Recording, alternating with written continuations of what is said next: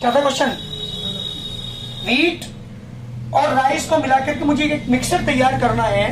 उस मिक्सचर में कम से कम 50 ग्राम प्रोटीन होना चाहिए, कम से कम 200 ग्राम कार्बोहाइड्रेट होना चाहिए।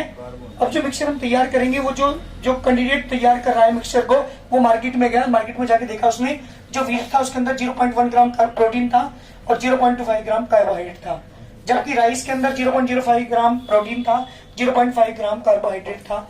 जो व्हीट का पर केजी था वो 5 रुपए पर केजी के हिसाब से वहां पे पैकेट थे, और राइस के थे 20 रुपीज पर केजी के हिसाब से पैकेट थे। क्वेश्चन आपसे पूछा है कि दोनों को कितने कितने किलोग्राम वो खरीदे वो आदमी, ताकि उसे कम से कम लागत का मिले और ये कंडीशन पूरी हो जाए।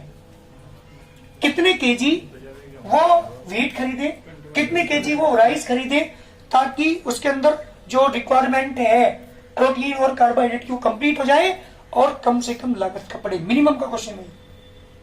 मैंने मान लिया लेट,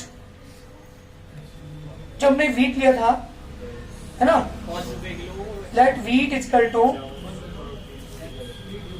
रिक्वायरमेंट, मैंने मान ली इसकी, और wheat is equal to x kg, और मैंने मान लिया रिक्वायरमेंट ऑफ द राइस जो उसने खरीदा है वो मान लिया उसने y kg। ध्यान सुनना क्वेश्चन। मैंने मान लिया उसने व्हीट जो खरीदा है वो x kg लिया, और जो राइस उसने खरीदा है वो y kg है। Let z be the objective function, so minimize of z कितना होगा बेटा? 5x प्लस के 25। इस लाइन में कोई दिक्कत तो मुझे बोल देना अभी। अनइक्वलिटी नंबर है ये, सॉरी फंक्शन है मेरे पास, minimise of z, maximise z नहीं, मिनिमाइज z। तो क्वेश्चन ने पूछा है कम से कम लागत का पड़े वो कितने केजी वो व्हीट खरीदे, कितने केजी वो राइस खरीदे, ताकि वो जो मिक्सचर तैयार हो उसके अंदर ये रिक्वायरमेंट पूरी हमारी हो जाए और वो कम से कम लागत का पड़े। क्वेश्चन हमारा ये था। Now subject to the constant, subject to the constraints। जी बेटा पहले इक्वलिटी क्या बनेगी? ध्यान दीजिए, पहले इक्वलिटी 0.1x, 1 किलो में 0.1 ग्राम प्रोटीन है, तो आपने x kg लिया, x kg में कितना प्रोटीन हो गया? 0.1x। 0.05y और greater equal to 5, greater equal to, क्योंकि उसने पूछा था कम से कम 50 होना चाहिए, 50 से ज्यादा कितना भी हो, बट 50 से कम प्रोटीन उनके अंदर नहीं होना चाहिए। सेकेंड इक्वलिटी जल्दी देखिए, 0.25 5x is greater than equal to this is 1, this is the equality number 2, and x and y is greater than equal to 0। ये आपको हर एक क्वेश्चन में लेनी है। Any problem? These inequality can be written as, these equalities can be written as, ध्यान में यहाँ पे पहली इक्वलिटी की बात कर रहा हूं, ये है 0.1x प्लस की 0.05y greater than equal to, equal का निशान लगाएंगे यहाँ पे 50, बेटा 100 से मल्टीप्लाई करो डेसिमल को खत्म करने के लिए। 100 से मल्टीप्लाई करो कितना आएगा? 10x plus 5y equal to 5000। 5 से डिवाइड करो 2x प्लस की y इक्वल टू 1000। यहाँ पे बेटा x, यहाँ पे y, क्योंकि मुझे पॉइंट्स निकालने हैं। मैंने कल एक चीज बताई थी, ये x प्रक्रिया करो, x मान 0 रखा तो y की वैल्यू कितनी होगी, और मैंने ये 0 रखा, y की वैल्यू रखी 5000, सॉरी 500। बात करते हैं from the equality number 2। From second 0.25x 0.5y equal to 200, 100 से मल्टीप्लाई कर रहा हूँ डेसिमल हटाने के लिए, कितना आएगा? 25x प्लस के 50y इक्वल टू 20000। 25 कॉमन लेकर के डिवाइड कर दो, ओनली क्या बचेगा? x प्लस के 2y इक्वल टू 25 से डिवाइड कर रहा हूँ 800। यहाँ पे बेटा x, यहाँ पे y, पॉइंट्स निकाल रहा हूँ, x का मान 0, y का मान 0। जब तक x का मान 0 रखते हैं आप यहाँ पे रखोगे तो 400, और जब आप ये 0 रखोगे तो कितना आएगा बेटा? y का 0 रखेंगे 800। क्या करते हैं? ग्राफ ड्रॉ करते हैं। ध्यान दीजिएगा, 100 लेता हूँ जी, पहले वाला x पे 0, y पे 1000, 100 2 3 4 5 6 7 8 9 10, दिस पॉइंट 500, 0 1 2 3 4 5 जी बेटा first line, this the first line. Second line का ग्राफ ड्रॉ करते हैं। एक्स में 0 5 400 1 2 3 4 जी बेटा। नेक्स्ट 800, ये 5 था, 6 7 8 this line, this the first inequality, this the second inequality. Sir ये हम 400 लिया जिस पर इसकी जगह 800 भी ले सके हम। नहीं क्यों ले लेंगे? कहाँ पे बेटा, कहाँ पे? जब अक्समान यहाँ पे 0 आएगा, 0 रखोगे यहाँ पे तो 2 अपॉन में जाके क्या जाएगा, 2 से 800 को क्या करेंगे, डिवाइड करेंगे तो 400। ये अपनी तरफ से नहीं होती वैल्यू, आप जो पुट करते हैं वो तो अपनी तरफ से रख सकते हैं, लेकिन रखने के बाद जो वैल्यूज आएंगी वो तो क्वेश्चन के अकॉर्डिंग ही आएंगी। भाई बात नहीं बेटा, लीनियर इक्वालिटी चैप्टर पढ़ा होगा आपने, sorry linear equation in two variable cost type में वही था ये चीजें, बट मैंने यहाँ पे 0 0 रख दी, वहां पे अपनी तरफ से कोई वैल्यू आप पुट करते थे। 0 इसलिए रखते हैं कि ताकि हमारी इनइक्वालिटी का ग्राफ सिंपल बन जाए, नहीं तो प्रॉब्लम होगी तो पॉइंट्स ड्रॉ करने। चलिए बात करते हैं, put x equal to 0 and y equal to 0 in inequality number first. पहली इनइक्वालिटी के अंदर पुट करते हैं 0,0। जब आप पुट करेंगे पहली इनइक्वालिटी के अंदर ये थी तो 0 प्लस के 0 is greater than equal to 50, is the true और फॉल्स? 0 कैसे होता है क्या? जी बेटा बिल्कुल false. Again put x equal to 0 and y equal to 0 in inequality number second में आप पुट करेंगे तो 0 प्लस के 0 is greater than equal to 200, this is also false. दोनों कंडीशंस फॉल्स हैं, तो नहीं है दोनों कंडीशंस फॉल्स हैं, इसलिए हमारा जो डिवीजन होगा वो अलग होगा।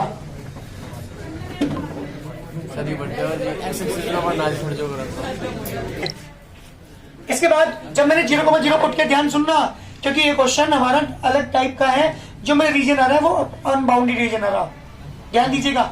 जब मैंने कल क्वेश्चन कराए थे आपको वो बाउंडेड रीजन के थे, आपने देखा फॉल्स आया, मतलब ओरिजिन सेटिस्फाई नहीं कर रहा ना पहली क्वेश्चन को ना दूसरी क्वेश्चन को, इसका मतलब ओरिजिन जो है वो इसे सेटिस्फाई नहीं कर रहा, इसका मतलब मेरा जो रीजन है वो ये है, this is the unbounded region. ध्यान सुनिएगा, अनबाउंडेड रीजन आया तो क्या करते हैं, from graph the feasible reason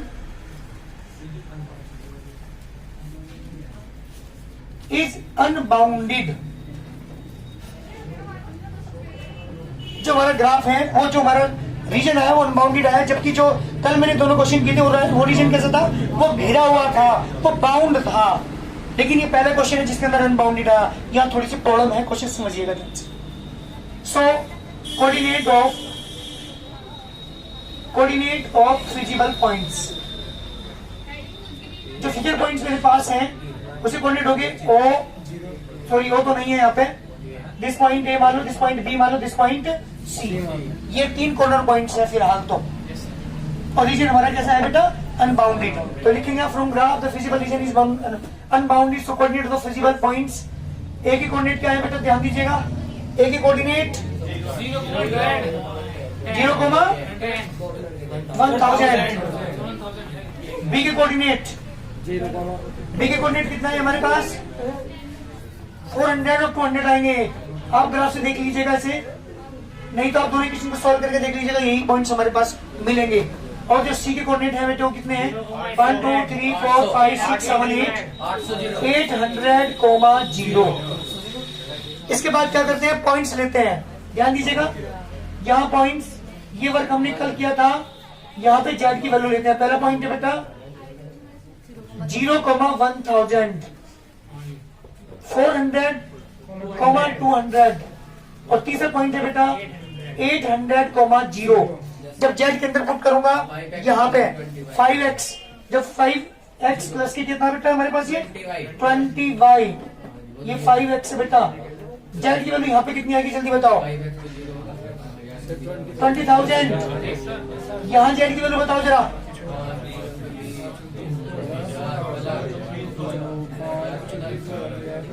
जब आप 400 यहाँ पे पुट करेंगे 2000 तो यहाँ से आ गया प्लस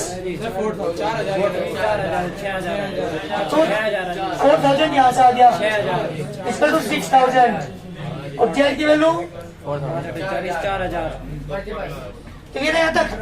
अभी देखो आपके पास ये वाली चीज ले नहीं सकते क्योंकि y यहाँ पे 0 हो गया, यहाँ पे x 0 हो गया, तो हमारे पास जो पॉइंट्स आया वो आया बेटा 400 to 200। इसका मतलब क्या हुआ, इसका मतलब क्या हुआ कि 400 ग्राम 400 मिनिमम आ रहा है। इसका मतलब क्या हुआ 400 में लेने पड़ेंगे बेटा कितने 400 ग्राम लेने पड़ेंगे हमें व्हीट और 200 ग्राम लेने पड़ेंगे हमें राइस। अगर मुझे क्या करना है मिनिमम कॉस्ट, मिनिमम मिक्सचर तैयार करना है मिनिमम कॉस्ट का।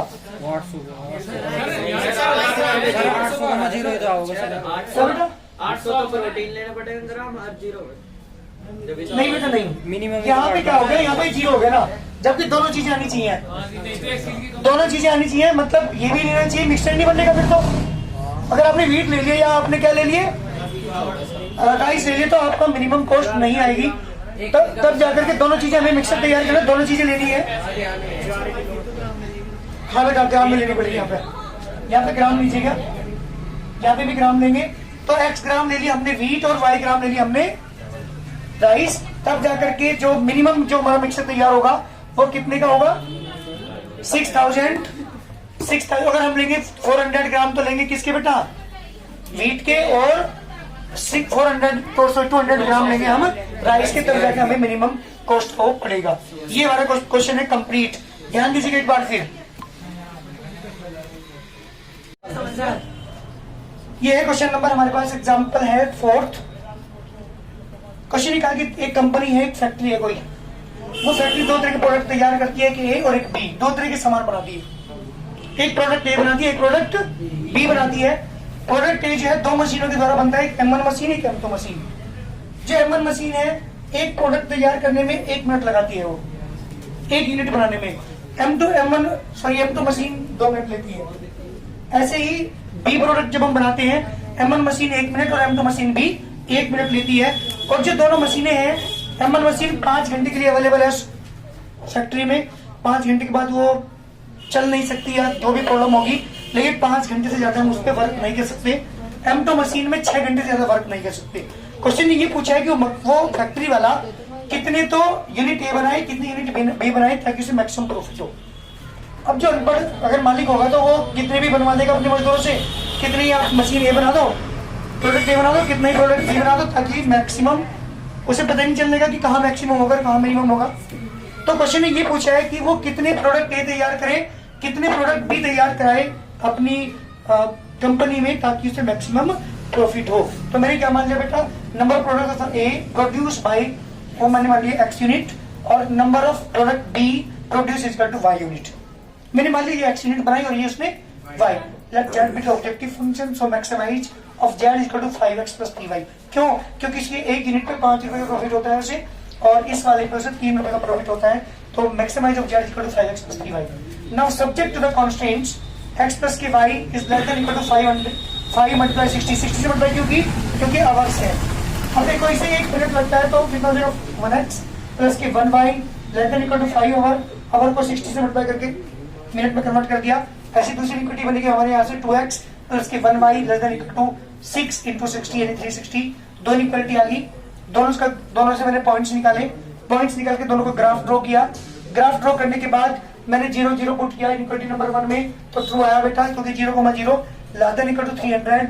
ऐसे ही मैंने 0 0 पुट किया इक्विटी नंबर 2 में, तो 0 plus 0 less than equal to 360, ये भी ट्रू आया। इसका मतलब जो हमारा ग्राफ है उसके अंदर जो फिजिबल रीजन है that is the OABC is the feasible reason.